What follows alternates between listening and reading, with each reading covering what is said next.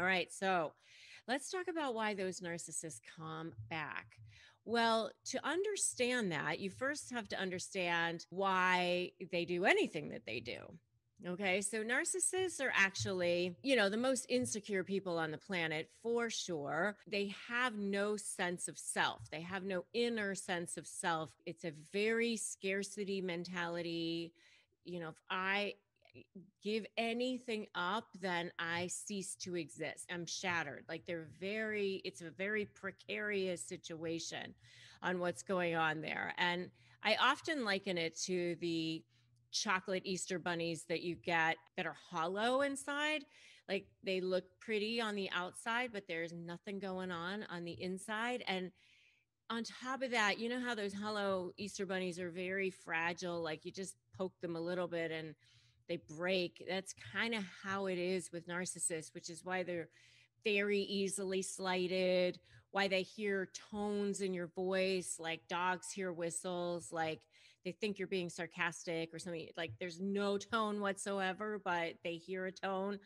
And so that's why they're very easily slighted, because they have a very fragile sense of self. So they have to derive all of their value from the external world in the form of compliments and adulation and people doing things for them and feeling that value from the outside all the time. And if they're not going to get it from you in the form of good things like that, then they're going to make sure they get it from you in other ways as well, which is devaluing you, debasing you, treating you poorly, intimidating you, projecting, deflecting, manipulation, constant lying, all that sort of thing. And in a litigation matter, whether it's a divorce or whatever, it's even worse, because once you are no longer for them, they for sure think you're just against them. And now you become public enemy number one, because they want to make sure that they take you down before you have a chance to say anything about them. So that's what's going on. And it's all because of narcissistic supply. They are 100% driven by narcissistic supply. If you want to know more about that, definitely check out my video on that topic. But that's what's really going on. And so they'll take it in any form that they can get it. And they want to make sure they continue to get supply from as many sources as they possibly can.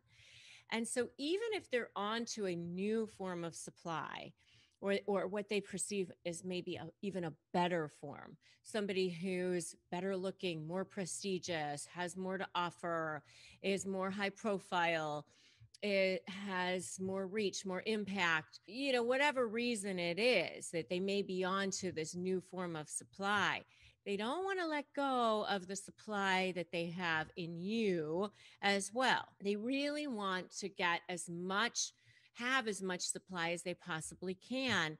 It's like a vulture that is trying to pick the little bits left of a carcass, but they see another good one over there and they want to have that one too, but they definitely don't want to let go of this one over here. They want to have, suck as much blood out of everything as they can. So, I mean, they're supply whores, and in a way, it's their oxygen, it's their lifeblood, it's their food. It's, if they're not going to get it from you, then they're going to slither down the road and look for it somewhere else, because they have to. They're predators in that sense. So why do they come back? Well, because they want supply. Because if there's still supply to be had, they'll be back. So sometimes they start off with the Hoover, just, you haven't spoken to them in 2 years or something. And now all of a sudden you get that little ping in your DM or whatever saying, hey, how you doing? And, they're testing the waters. So that's the first reason, to Hoover, to test the waters, to see if there's something there, to, some supply to be had. Can they get you back into their web? Is there a way to start getting supply out of you again? So that's the first reason. The second reason is to assert control over you again, to let you know They haven't forgotten you. They're still watching. Don't think that you just were able to move on. So to taunt you, to haunt you, to taunt and haunt. I just made that up, to assert that control over you and let you know that they haven't forgotten. So that goes into my next one, which is to taunt you, to upset you, to get a rise out of you because they get off on that stuff. I mean, I have a whole video, by the way, on why narcissists try to provoke you. So definitely check that out. But that's, something else that they do is they want to taunt you. They want to provoke you. And by the way, if you've seen any of these, give me a totally in the comments below that you've totally seen this. I know you have. I know you have. So I should see lots of totallys below because I know we've all seen this. You think you might have escaped and you might be finally at, and there they back are again, trying to like be in your face again. And so they want to taunt you and upset you. And the last reason that they come back is to punish you, to let you know, like, how dare you try to move on? How dare you say goodbye to me? Like just to punish you and for leaving them, for walking away. So here's what I want you to do about it. I want you to do nothing. I want you to see it as if it's a stranger, like, oh, who the hell is that? Like beads off a duck's back, like water off a duck's back, how that just like kind of flicks off. That's what I want you to do. If you have managed to finally walk away and be free of this crazy person in your life, don't look back. Don't take the bait. They haven't changed. It's not going to be any better. You know how, like, with people who are alcoholics, like, if they just take one drink, they're right back to wherever it was that they were when they left off from drinking. It's the same thing. You'll be right back where you were within, a minute. So just continue to have them wiped from the CPU of your life, like as if they never existed. That's the best thing. If you can almost even like forget their name, even better, and ignore the taunt and the haunt.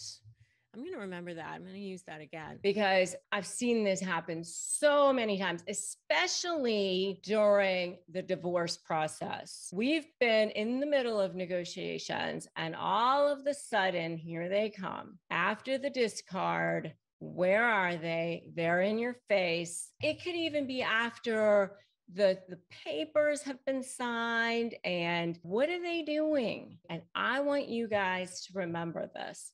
I want you to come back to this video and I want you to save this video and I want you to just have this so that you can put it on repeat and realize that this is a big, massive red flag. This is not about you. They're going to say that it's about you, that you were meant to be together and all of whatever it is that they're saying. It's a huge manipulation. It's a massive manipulation. And a lot of times they've cheated on you. They've left you, they found their whatever at the high school reunion, or they found the other source of supply. Somebody different, somebody better, somebody else. They moved on and then they came back over here and they say whatever it is that they try to say, and they make it sound like you're so much different, or they're better, or they're improved. They went to therapy. They're not changed. They're not better. They're not different. Whatever it is that they're saying, don't listen, or you're different, or you're better, or you're this, or everybody's changed. It's not. Nothing's changed. Nothing's better. Nothing's different. They're still who they are. I mean, I was recently talking to Marissa Peer, which you all are going to get to see. Incredible program that we are putting together for all of you guys here soon. But when I was talking to her, she's one of the best therapists in the whole world. She won't even treat narcissists because she said they can't be treated. They can't be rehabilitated. Okay. So you can't fix them. You're going to end up feeling worse than you did before, backsliding. All they want from you is to get that supply from you. They want to see, is there something left in the form of supply that they can get from you? They want to store it up like people store up jars of jelly for the winter. They're looking to see, is there something left in the jar? And that's it. Is there something left that they can get, like a vulture coming back to a carcass to see if there's anything left on the bone? That's it. And you're finally getting better. You're finally healing. You're finally feeling like you can breathe again.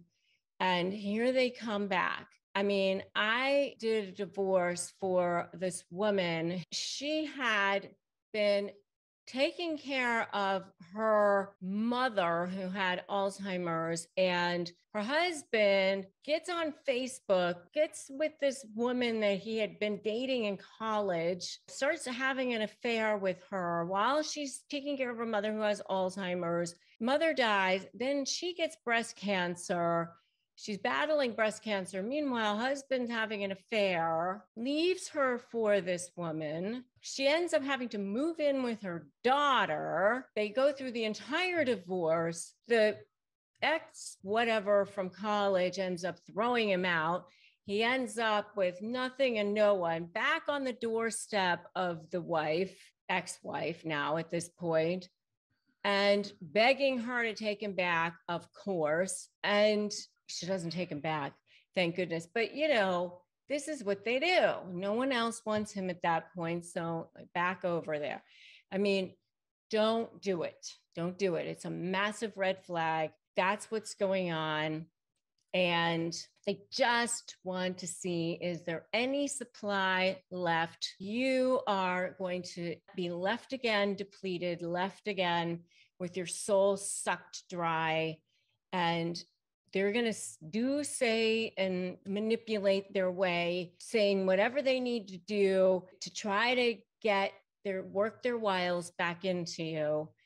And you need to be strong and just realize that whatever it is, it's not true. It's a big, massive red flag, and just shut it down. Put boundaries right in the comments right now. Shut it down. Boundaries, red flag. That's not happening. I have a whole video on narcissistic hoovering. Go check that out. What is it? And that's what's actually happening there. Go watch that video, put boundaries in the comments, and just realize that that's what's actually happening there. And so they just are vulturing in for the narcissistic supply. It's a massive, huge red flag, and you don't need it. Move on with your life, get on with your healing, and get on with finding people in your life who are going to bring you joy. Surround yourself with people who have high vibration. You know, you are the culmination of the top 5 people in your life, the people that you spend the most time with. Spend time with people who are going to bring you joy, who are going to lift you up. That is not that person. Okay, so let's talk about the 6 things that narcissists say to try to get you back. You know, so they do often, even when you're finally going no contact and you're finally moving on and you're finally walking forward and your eyes are staying forward, they're going to try to get you back. So, and sometimes it's called hoovering, and sometimes it's just them trying to, you know, get you back. It really doesn't matter what the terminology is. It's them trying to get you back into their web. It's them trying to get that source of supply back that they had. You know, they want to keep as many forms of supply as they possibly can. So even if they're moving on to another form of supply, they still want to keep the one that they had in you. So one of the things that they say to try to get you back is they play on your heartstrings. So they'll say, I'm nothing without you. And they love to say things like that when they're hoovering or even love bombing or whatever, because it really, really plays on your heartstrings, like, oh, they really finally appreciate me. He or she really finally is coming to the light. They're seeing the value. They're seeing all the things I did for them. And this is like one of the most wicked and evil things that they say, honestly, because they don't think that. I mean, in some ways they do. It's kind of a paradox with narcissists, because they are extremely controlling, but they're also very codependent, and they do need you. And so in some ways, maybe they do feel like they're nothing without you. But that's one of the things that they say is, I'm nothing without you. It's really just to play on your heartstrings and to get you back into their web of control. So number two is, I've changed, and they want you to feel like they have seen the light. There's been this epiphany that now they see how they've treated you, and they're never going to ever do that again. And so, because they're a new person, it's the new version of them. This is the new person who is going to be doing things for you, who's going to see your value, who's going to do all the things that you've been asking them to do in the first place. So that, it's the new version of them. They've changed. So that's number two. Number three is, I'll do anything you want me to. So, now's the time that they're finally going to go to therapy if that's what you wanted them to do. Now's the time that they're going to go and be with your family if that's what you wanted them to do. If it's a business situation, now they're going to start taking up the slack and taking care of the things that they were supposed to be doing in the first place and weren't. It's almost like, okay, I'll do anything to keep you. And they're really great at future faking, which is another video that I have, which you might want to check out.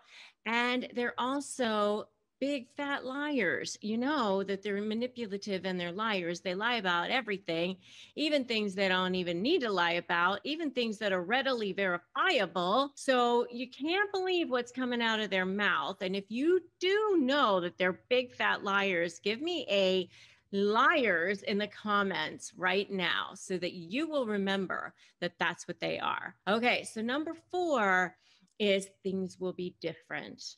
This is kind of part of the whole future faking thing too.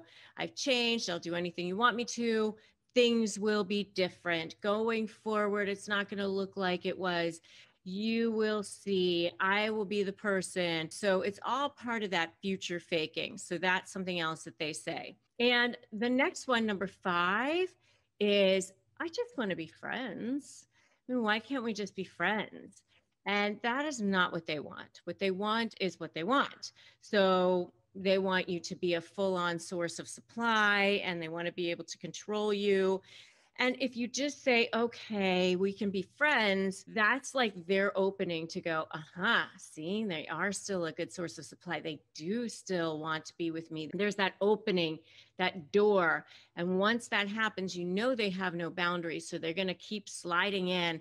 I think of it as like the camel under the tent. There's a great story about the camel nose under the tent, which I think it is like perfect for narcissists. At least this was my experience. That is that there's the story about this guy who's out in the desert, and he's Bedouin Sheik or whatever he is. And he is, with his camel, and he stops for the night. And he's like in the tent, and the camel sticks his nose under the tent.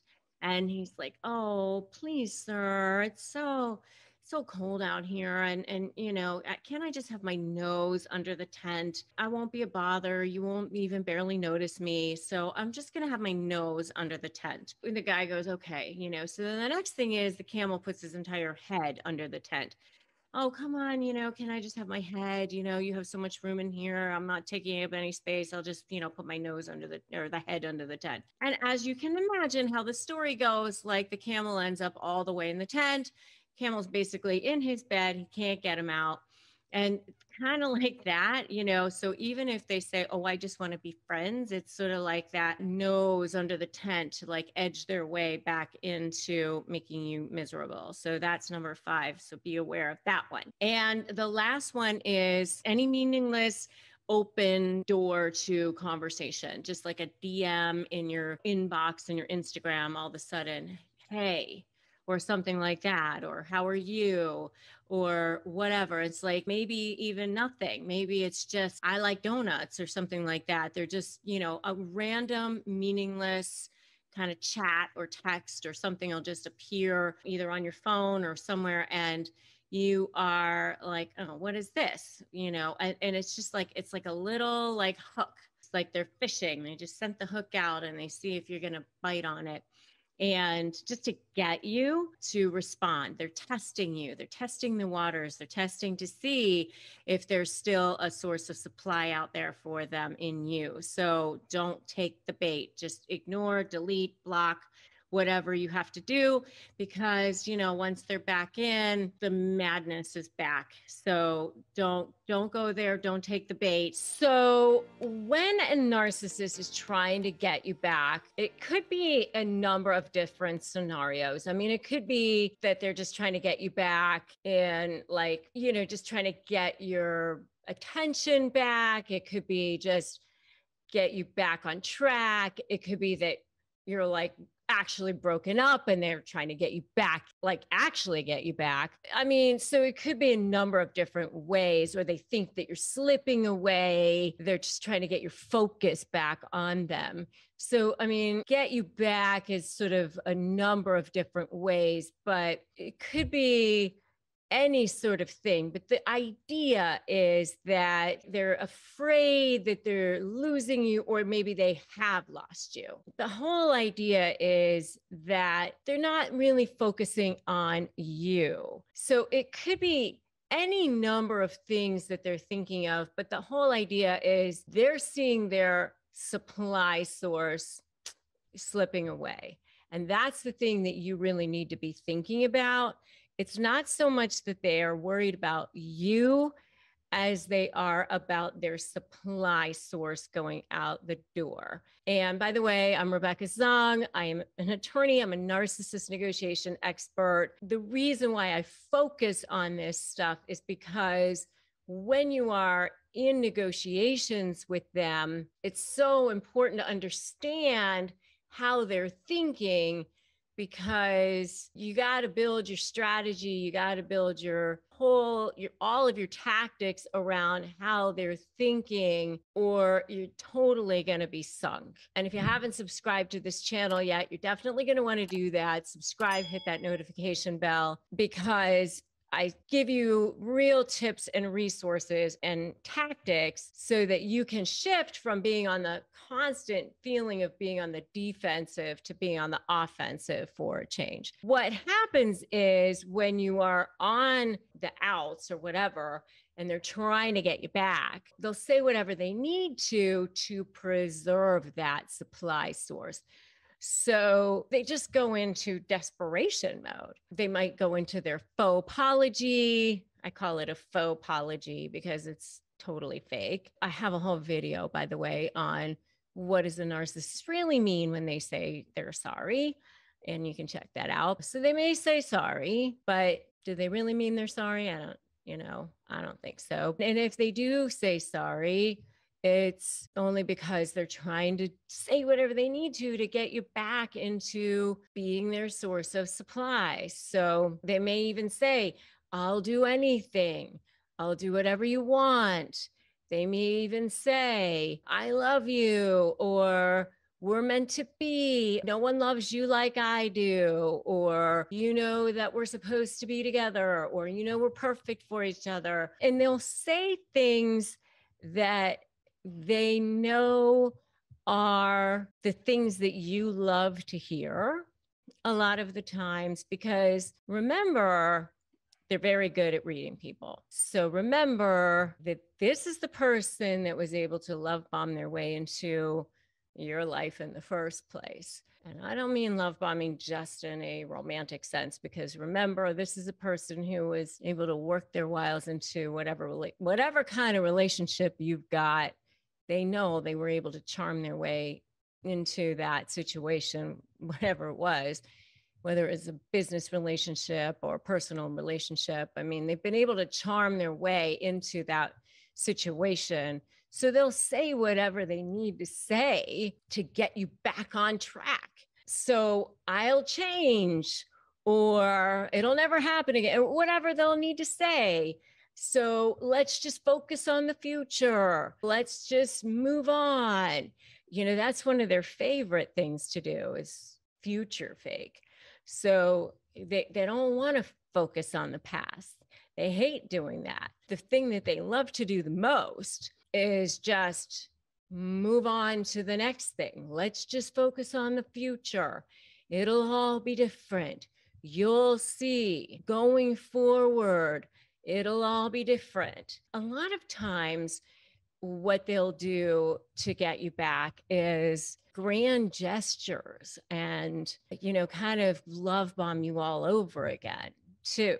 So you'll see this whole grand gesture thing again, going back to whatever it is that they did in the first place to get you. And then they may try to also guilt you into it. How could you leave me at a time like this? You know that I'm sick, or that I'm going through a lot right now, or I'm dealing with so much, or how could you leave me when you're the only person I have, or something like that. And now you're a horrible person if you leave them at that moment. And so how dare you try to have your own life, or how dare you try to walk away because you're the only one who they have. You're the only one that they rely on, or something like that.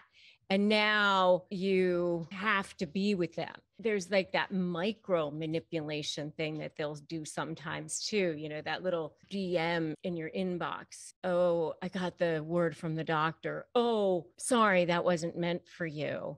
And then they'll take it out of your inbox. So that was meant for someone else.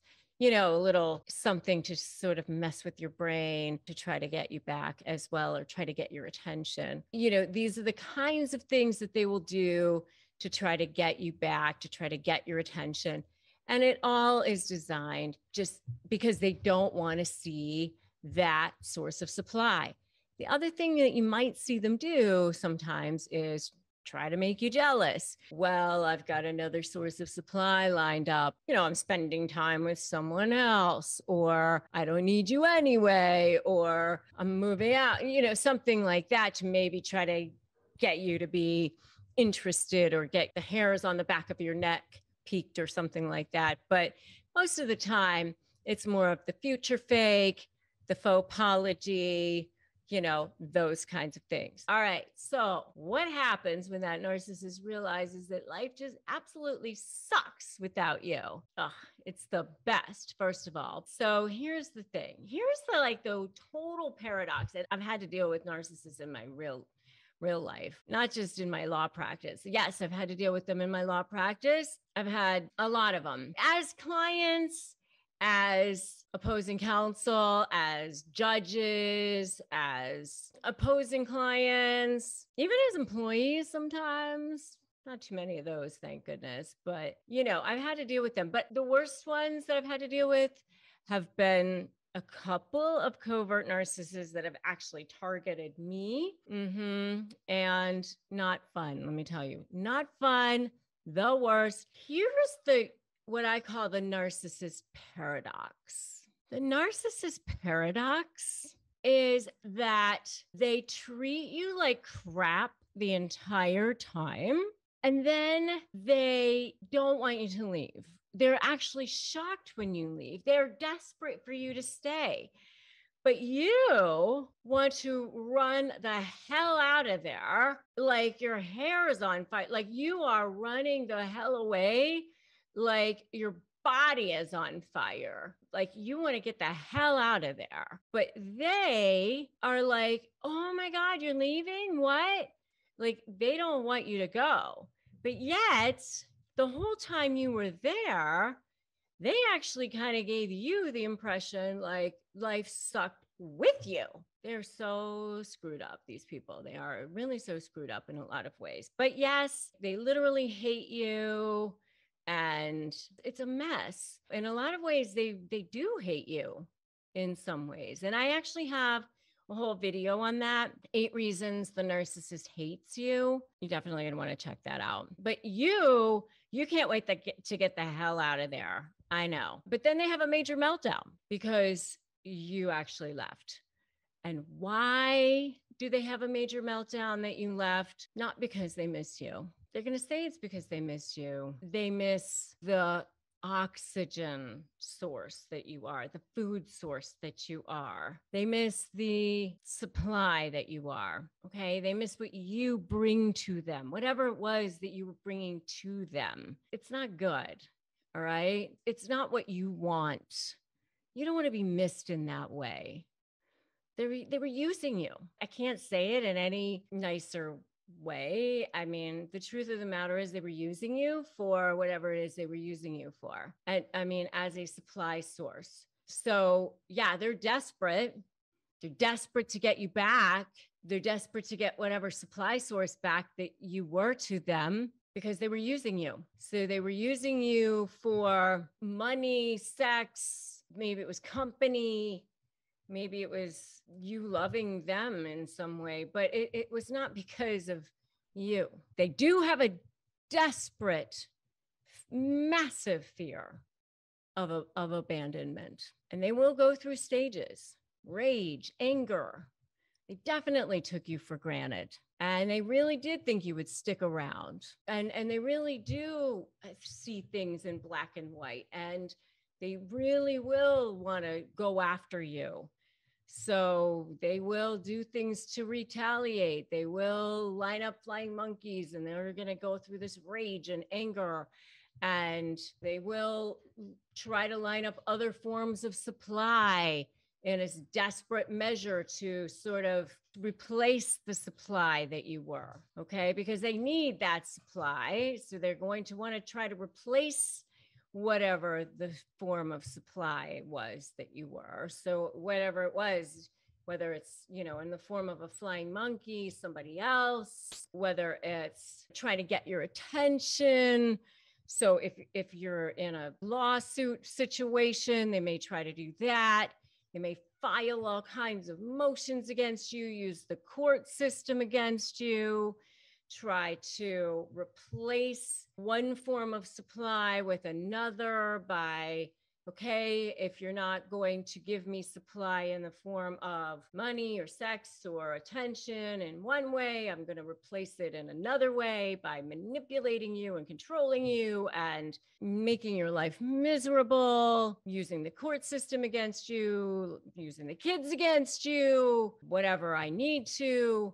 Maybe I'll try to make you feel guilty. Maybe I will love bomb you, flood you. If they realize you're not coming back, then they will start to struggle. They will start to be, come undone. They may really have a crisis of self because they don't have a sense of self. They may start to stalk you. I mean, depending on how malignant they are. They may start to stalk you. There may be violence. There may be threats of violence, but they're not going to have remorse if they're a real narcissist. They're not going to have remorse for you. They may be watching you. I mean, they're super creepy. And if you think that is so creepy, put so creepy in the comments. And they may begrudgingly move on to another form of supply if they have to, which is what you want. You want them to slime on down the road. You need them to do that because if they're not true narcissists, they're not going to be rehabilitated. At least that what you have to come to terms with. You have to come to terms with you're not getting closure. They're not going to come back to you and say, I'm sorry. And you're not going to get that. I didn't appreciate you enough. I took you for granted. I'm sorry. You're not going to get that. Oh, let's stay friends. None of that's going to happen. So just forget about all of that. The closure you're going to get is you found out that this person was not a good person. Good for you. Move on and find somebody who can appreciate you and heal yourself, become whole and complete, so that you don't repeat the pattern for the next time, and let that person be who they are. Otherwise, you just have to know that they're going to figure out, that they're going to have to get a different form of supply. And, they'll probably keep watching you. They'll keep comparing. They'll figure out, oh, is that person, do they have a better form of supply? How are they doing? Am I doing better than they are or not? Because they don't have a sense of self, but you can heal yourself. And the best thing that you can do is move on and forget about them. Hopefully you'll no longer care. They don't have that sense of self. So they'll keep watching and they'll keep comparing and they'll keep stewing. Let them do that. You forget about them, right? Don't look back. Like that old Boston song, Don't Look Back. Yeah. That's what you want to do. And that's my best advice to you. Seriously, I have done it myself and it is seriously the best. Why won't the narcissist ever forget you? So the narcissist doesn't forget you because the narcissist was probably getting some massive amount of supply from you. What does that mean? That means that they were getting something that feeds their ego. So a narcissist is a person who has no internal sense of value. So that means that they're kind of like desperate people, desperate for survival, desperate for air almost, like they are starving. Picture a person who's like starving, gasping for breath. It's like scarcity to the utmost extreme. They have no inner sense of value. So it's like they have this black hole inside of them all the time. And so they're trying to feed this inner beast all the time. And so because of that, they can't feel you. They can't feel anything about you. And they want you to fill this black hole, and you might want to fill it too. And so you're over there trying to fill this thing, but they can't receive. And so you're left feeling depleted and they're still starving. And it's like that all the time, but yet they can't be fixed. And so it's this horrible, horrible cycle of viciousness. But you were probably giving them something like the short-term fix. And you probably were giving them some really, really good source of this supply, this narcissistic supply. And if you were giving them a really good source of narcissistic supply and then walked away from them, then they are having a hard time forgetting about that. So that's probably one thing. And that fuel, that narcissistic supply fuel, is like their food, their lifeblood, their oxygen. And if you walked away from them, they aren't going to easily forget about that.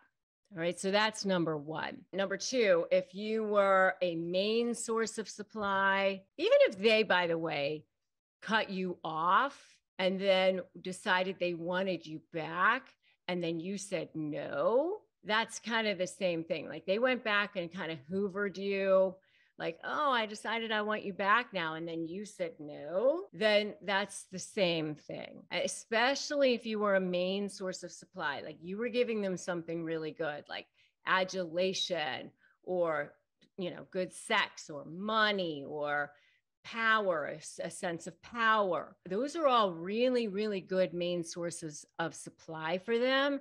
And so they go back and they try to get that back, then they're going to have a hard time forgetting about you. Believe me, they will remember everything about you, every detail, every little thing. And they're going to try to find ways to get you messages, even if you are ignoring their messages, you're ignoring the direct messages or whatever, they will put a link about you in their Instagram bio, or they will create a Spotify playlist that's like a message to you about your relationship. They'll figure out a way to let you know that they are thinking about you. So those are ways that they'll let you know that they haven't forgotten you. And they will use, number 3, the information that they have about you to manipulate you and control you. So they might say things like, how is your family? Or how's your mom? I heard that your mom is sick. Or I heard that your brother is graduating. Or I heard something about your dog or something like that. They'll let you know that they're still watching you, or that they heard from a friend about something about you, or they'll tell a friend to get a message to you, or they might even send something to you, just to let you know that they're still around, that they are still thinking of you, that they're still in the air, just to manipulate you or control you. Or they might even drop a little message to let you know, oh, I was sick or something like that. Or, oh, sorry, that wasn't meant for you. That was meant for somebody else. I'm fine. I'm fine. Just to kind of play on your sympathies. What's going on? Oh, no, I'm fine. I'm fine. I'm not your problem anymore. Something like that, just to mess with you, try to play the victim, things like that, manipulate you, control you, something to that effect. Number 4 is they will keep track of your every move and use it against you later. Oh, I saw that you went to this party. I understand that you were driving around over here. I understand that you saw this person. What were you doing there? How come you were talking to this person? I thought that you were having a hard time getting over our relationship. How come you moved on so quickly? I saw on social media that you were dating now. How nice for you. Things like that. They're watching you, tracking you, seeing what you're up to. Oh, I understand that you started a new job. They're watching every move. Oh, congratulations on your new promotion. Things like that. They know how to push your buttons and exploit your weaknesses. And they might even continue to harass you. They might even drive by your house.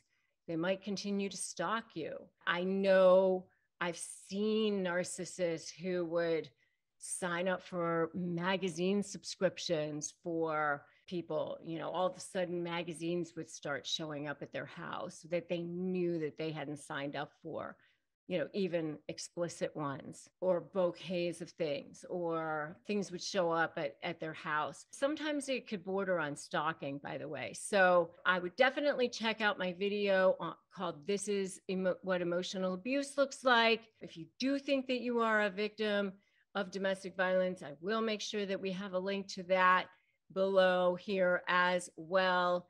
And I do have videos on what it means to go gray rock and 10 tactics that narcissists use to train you to comply. I would definitely check out all of those things. Definitely go gray rock for sure. And I want you to put that in the comments, gray rock, because the more you continue to give them supply, the more they will continue to come around.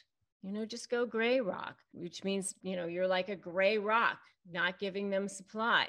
That is what I want to tell you. The more you can cut off supply to them, the more they will stop coming around, the less you will see of them, because as long as they are getting supply from you, they will keep coming around. It's really that easy. They are literally that simple as far as being that much of a single-minded cellular beings.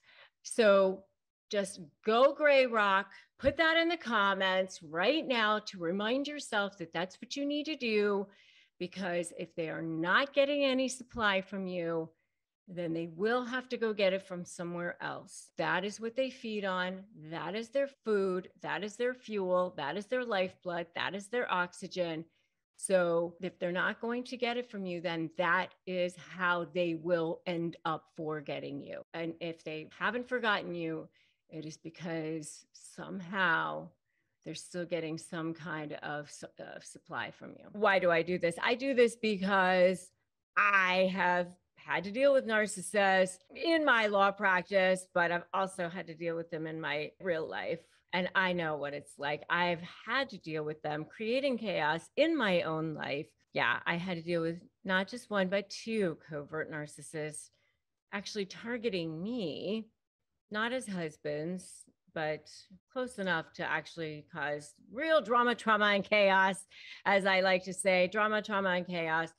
And I have helped people create real freedom, possibility, and purpose in their real lives. So I'm on this mission, I'm on this crusade to help people actually save your lives. And I understand why they need to create chaos. They do it in all aspects of your lives, especially in negotiations, because with narcissists, you're either for them or against them. And when you are against them, they've decided you are public enemy number one. They want to take you down. Why? Because they want to take you down before you take them down. It's a black and white world with them. They want to feel powerful. And how can they feel powerful? Well, if they create chaos, then they can intimidate you. They enjoy that power. They enjoy stirring things up. They like to see you squirm. They like to see you be intimidated. So they like to make that world chaotic because then they feel like they're controlling it. They're stirring the pot. If they've made the world chaotic, then they've done that. Oh, look what I've done. I'm looking at the people scurrying around that I've made scurry. They think they've done that. It's like they've made the minions all scurry around, even if it's only for a minute, right? And they want to destroy anybody who is threatening their sense of power or their sense of self-worth.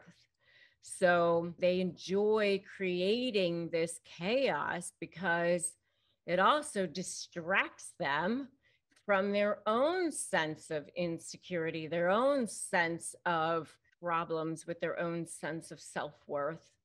And so it's a coping mechanism. It helps them avoid their own sense of insecurities and shame. They carry a deep sense of shame. It's the same reason, by the way, that they always create chaos around holidays and birthdays.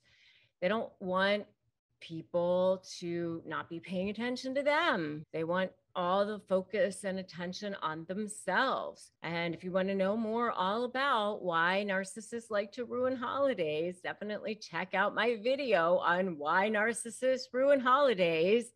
Holidays are coming up soon, so might as well find out why. Go check it out. Check out my video on why narcissists ruin holidays coming up. And by the way, if you guys have seen this, definitely give me a totally in the comments or give me your example of what you have seen on how the narcissist has created chaos in your lives. Okay, so the other way that narcissists love to create chaos is through verbal abuse, through physical violence. And why do narcissists do anything that they do? Well, they get supply from it. Everything they do is to get this narcissistic supply, which is anything that feeds their ego. And remember what I said, that there's a hierarchy of supply. And there's that diamond level supply, which is the outer things, the big house, the money, the prestigious job, the prestigious cars, the prestigious friends, the things that they would be happy to tell people about. But then there's what I call the dark underbelly of narcissistic supply, which is the I'm going to control you, debase you, diminish you, manipulate you. And that is where that chaos comes from. And because they don't have any care or concern or empathy for other people's feelings, manipulating people and as if they're game pieces on a board, creating chaos in their lives, telling a piece of gossip or saying something about somebody that's not true, creating that chaos, filing a motion in court that is totally false, whatever. It doesn't bother them because they're narcissists. That creates chaos. They don't have any feeling about that. They get supply from it, feeds their ego. They have now stirred the pot. It feeds their ego. They get a high from that. And by the way, they can get chaos also. They can create a sense of chaos by false promises, promising somebody something and that person, oh, I'm excited, this is going to happen, and then not keeping that promise, letting that person down. They can't keep the promise. That creates chaos in somebody's life and they get a high from that. It's really sick. Or sabotaging somebody's relationship and telling somebody something about them, or showing up in a situation, getting attention, showing up at an event that they shouldn't be at to get attention, creates chaos. They get something out of that. Showing up when somebody is sick at the hospital and getting attention from that, that also can create chaos. They love that. It all is for the one thing, narcissistic supply, to get their ego fed. That's it, because that's what they're after. It's always what they're after. It's all to feed their ego. That's why they need to create their chaos. They get a high from it. And because they don't have any sense of care, concern, or empathy for others, it's not tied to their people's feelings. Unfortunately, that's how it goes. They don't have any sense of guilt. If you're standing over there wondering, how can they do that to somebody? Don't they wonder about the consequences? Don't they feel anything for anybody? Don't they wonder about ruining somebody's lives? Or no, the answer is no. And so stop doing that exercise. It's not going to get you anywhere. Forget about it. Stop wondering why or how they could, or that for you is a big waste of time. Just accept they are who they are. You are not going to get closure. You are not going to get them to see the error of their ways. All of those things are a waste of time for you. You are better off stopping focusing on that. The more you give it energy, the more it will multiply. What you focus on, you get more of. So focus on something that will actually bring you more of what you want. Let go of that. Namaste and walk away. Send them light. Move on. That is the best advice that I can give you. Okay, so why does it seem like narcissists love you 1 minute and then hate you the next? Okay, I'm going to tell you one thing. They don't ever really love you, period. I mean, they just feed off of you. They feed off of your energy. They feed off of your supply because that's what they're going for right from the beginning. So let me explain something to you about how narcissists are. Okay, so a narcissist is a person who has absolutely no sense of self. Picture a person who's literally almost like they're starving. They have no oxygen. It's like they can't breathe, or they have like a black hole inside of them. And so they're constantly trying to breathe or get food. So they can't really see you because they're constantly trying to survive. and they want you to fill this black hole, and you might want to fill it too. And so you're trying to fill this black hole, but they can't really receive. And so you're left feeling depleted. They're still starving. This is like this vicious cycle that's happening all the time. And they cannot be healed. And this is what's happening constantly. And so they can't see you or feel anything about you because they're just in this scarcity mode all the time. And they feed off of this narcissistic supply. It's this external source of supply. I mean, it's not like they don't actually have value, but they don't feel like they have any value. So they're trying to get this external source of supply from you. So they're attaching themselves to you to try to get this source of supply from you. And how do they feed off of that? They feed off of this drama. They want to try to trigger you through this manipulation, and they feed off of your empathy. They can't actually love you, but they want you to love them, and they want you to pay attention to them. They attach themselves to you. They want you to give them this adulation, and they feed off of drama. Okay. So they're take. And they're incapable of seeing this adverse effect on your emotions, by the way. I mean, everything is a manipulation.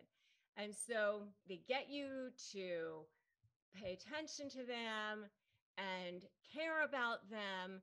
And then they ghost you, and then you're upset about it. But then, they get you to beg. They feed off of this high emotion and this constant up and down and this constant drama. They enjoy this drama of this up and down and up and down. If it was just even all the time, there would be no supply to be had. The supply comes from the up and the down. There would be nothing to be had if it was just, how was your day? Blah, blah, blah. And they don't believe in a two-way street. I mean, they can't give to you. So how they're getting the supply is by, they pay attention enough to you to get you to give back this adulation. They'll give enough to you so that you can start paying attention to them, so that you're begging them to stay, showing them how much you love them. Please don't leave me. All of that sort of thing, because they want you to be in this constant place of control where you're proving to them that they still have control over you. So by back and forth, by building you up and then pushing you away and then you begging them, they show that they still have control over you. And that's why they do this back and forth. Well-adjusted, healthy people don't feed off of this constant drama to demonstrate that they still have control over you. And by the way, by doing this back and forth thing, that's how you become addicted to them. That's how they mess with your emotions. The dopamine levels in your brain become addicted to needing that hit from them. By the way, there's a study by Robert Sapolsky that shows that you need that hit from them too. Just that anticipation of, are you going to get the back and forth from them as well? Are you going to get the adulation back from them? And so, you become trauma bonded to them. It's a very, very unhealthy dynamic. And by the way, I have a whole video on this is what emotional abuse looks like. And I would definitely check out my video on this is what emotional abuse looks like, because it is very, very much emotional abuse what they are inflicting on you, you definitely want to check that out. You definitely want to also check out my video on self-care when you are in narcissistic relationships, because you need to take care of yourself. And I will also make sure that there are links to other resources such as the domestic violence hotline. And we also have a partnership with BetterHelp Online Therapy, which, for those of you who need access to more support, more therapy, please make sure that you get the help that you need for therapy as well. I mean, please don't sit out there and not get the help that you need for that as well, because narcissists are master manipulators. They don't actually really love you. Everything is a manipulation. And if you agree with me, put agree in the comments below, because you know that this is the case. And this is why it's best to not just walk away from these relationships, but to actually run away from these relationships. I mean, they don't have the ability to feel anything about you. They don't have the ability. It's like if somebody has a toothache, all they can think about is their toothache. They can't feel anything about what's going on outside of their own toothache, because they can only feel their own pain. And that's what's going on with them. It cannot be healed. They can only take care of themselves. So you need to take care of yourself as well. What are 7 horrible lies that the narcissist is going to tell about you to their new supply? Number 1 is, they took all my money and left me homeless. Boo-hoo. Yep, that's what they're going to say. They stole all my money. And that's why I don't have any. They left me homeless and penniless. They love to play the victim for their new supply. And of course, that's why they're going to get their new supply to pay for everything for them. And, the old expression, nobody falls in love faster than a narcissist who needs a place to live. So they're going to get their new supply to pay for everything for them, move into their new supply's place, and the new supply is going to feel so sorry for them. Oh my gosh, I can't believe you had to go through all of that. Yes, I know. They took all my money, left me homeless and penniless. And they'll get into all this agreement about how horrible you were because you took everything from them. So that's number 1. Number 2 is, oh my goodness, we hadn't had sex in forever because, they repulsed me. They're going to make it seem like sex hadn't been a thing in forever. And even if it's totally not true, they'll make it seem like there hadn't been a physical relationship in a really, really long time. They just make up lies about whatever your relationship was to make it seem like it was way worse than it actually was, because they want to make it seem like they are such a victim. They want their new source of supply to feel sorry for them and gang up on you. Because then, of course, if there are ongoing issues, especially with the children, if there are children involved, they want their new source of supply to help turn the children against you, to get involved. I can tell you as an attorney, then the new sources of supply starts writing all the messages in our family wizard, starts getting involved, starts writing all the messages to the attorneys as well. It gets super, super messy, really, really annoying. I can tell you that, that's for sure. Number 3 is, I started to allude to this, they turned my children against me. So now what happens is, if the children are against this person, they're going to blame it on you. They're going to say that you are the one that alienated the children. You're the one that caused the problems, with the children, that the reason why the children don't like this other person is because you caused it. It had nothing to do with them. It had nothing to do with the fact that they may be a bad person, or maybe they were a bad parent, or maybe they weren't good to you. And the kids saw that. It had all to do with the fact that you turned the children against them. All right, that's the next one. The next one is that I was never in love with him or her. And, this can be especially painful for you to hear. And let me just tell you, don't take that personally, because the narcissist never could love you anyway. And I have a video on why the narcissist hates you. And I would definitely watch that video, because the narcissist doesn't have the capacity to love anyone, including themselves. They hate everybody. So definitely check out that video, and don't take anything personally that the narcissist is saying about you, about them, about any of this. But this one can be especially painful to hear. So just take it with a grain of salt when this might come back to you. And by the way, if you've heard any of these so far, give me a totally in the comments, because you probably have. I'm sure you probably have.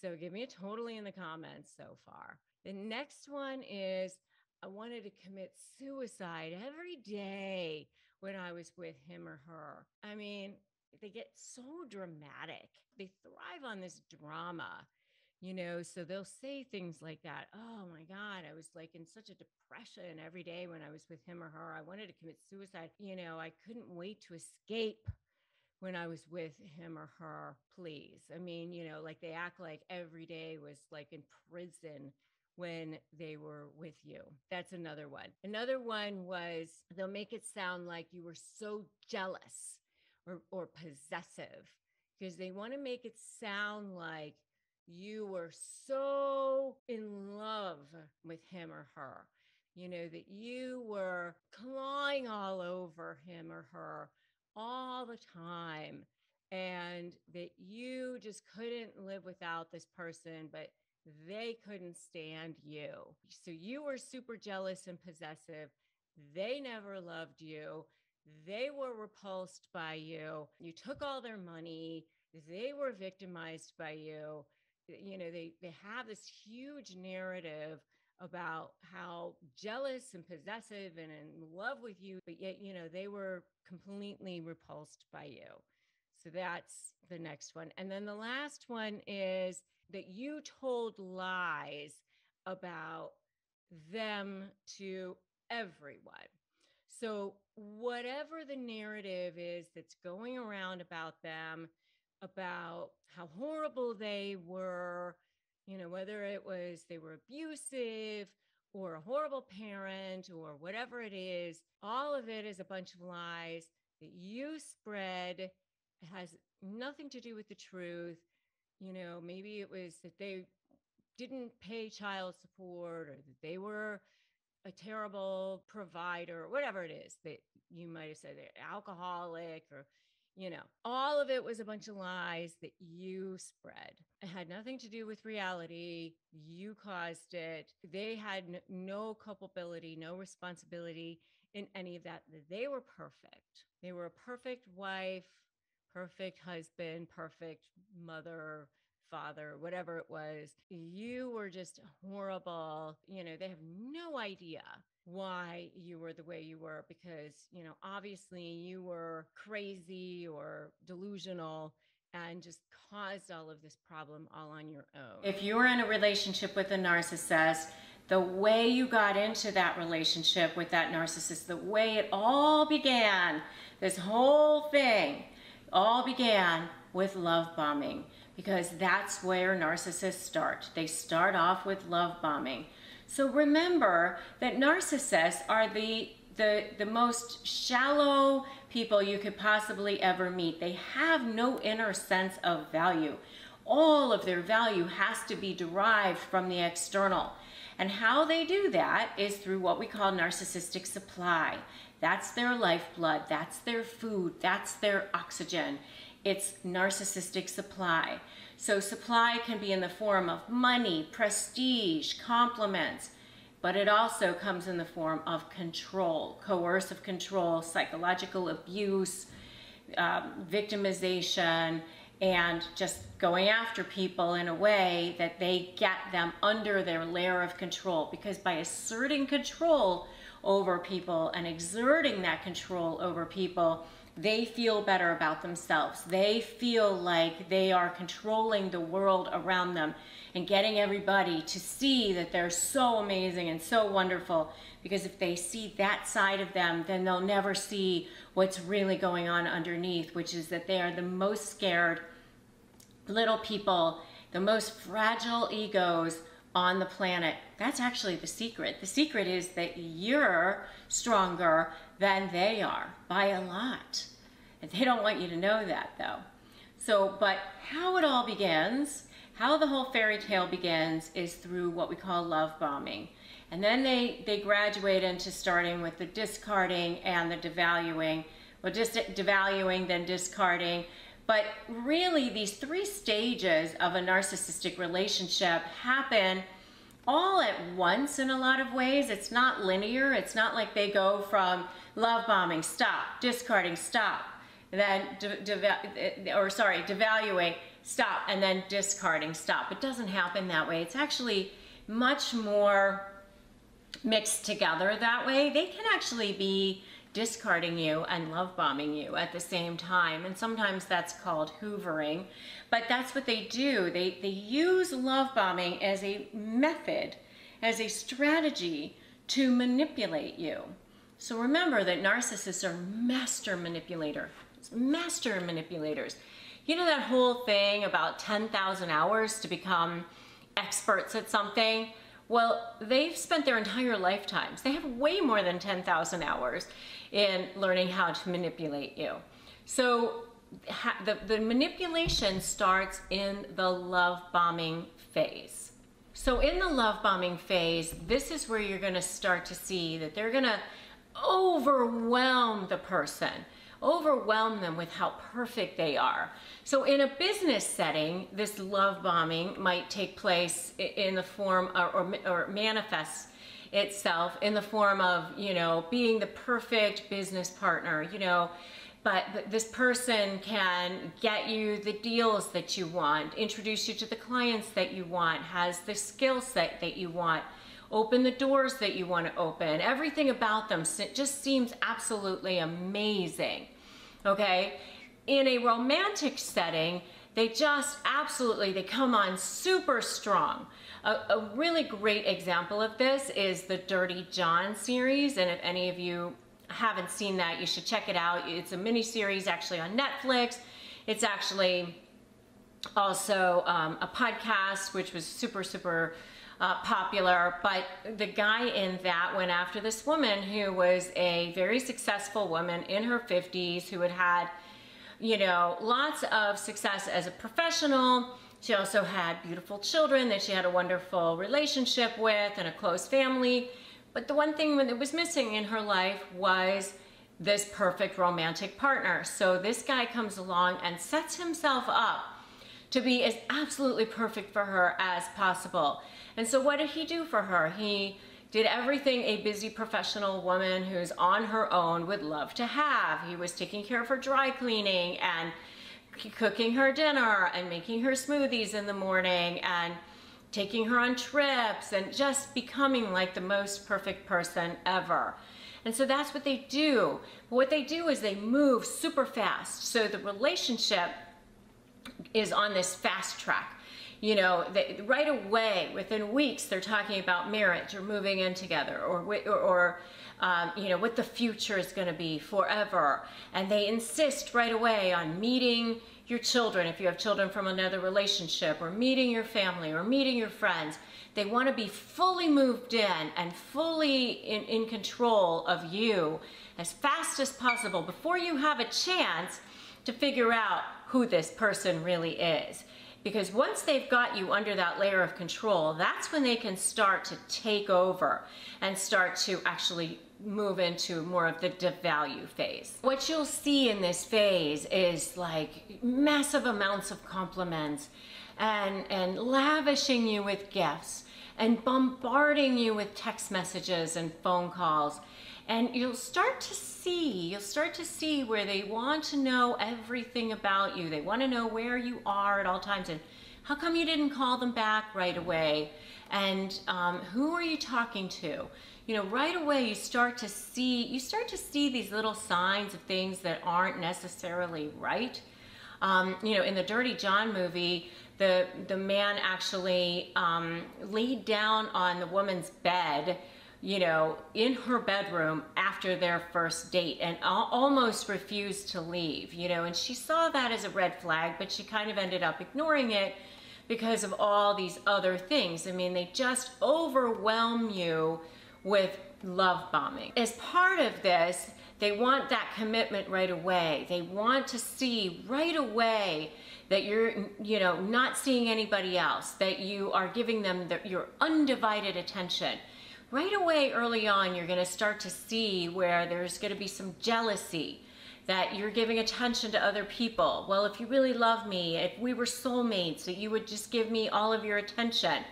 And so you start to feel guilty if you're giving attention to somebody else, but you're really feeling like, well, but this person really needs me. They're extremely needy. And they may even present themselves to you as partially victimized, like they just need you so much because of this, you know, they had a terrible family, or maybe their ex-spouse treated them awfully, or maybe, you know, their kids were alienated from them. So they just really, really need you, and they need you now, and they need all of your attention right away. So these are the kinds of things that you see in the love bombing phase.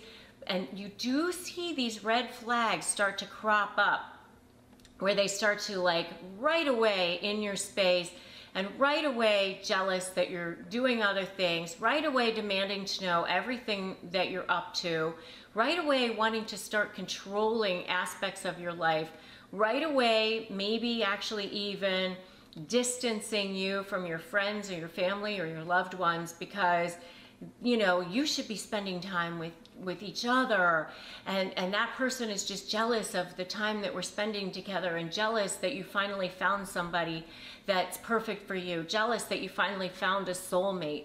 So that's the kind of thing that you'll see, but they couch it in these terms that make it seem like it's okay that they're moving in so quickly because you're soulmates and you're meant to be together.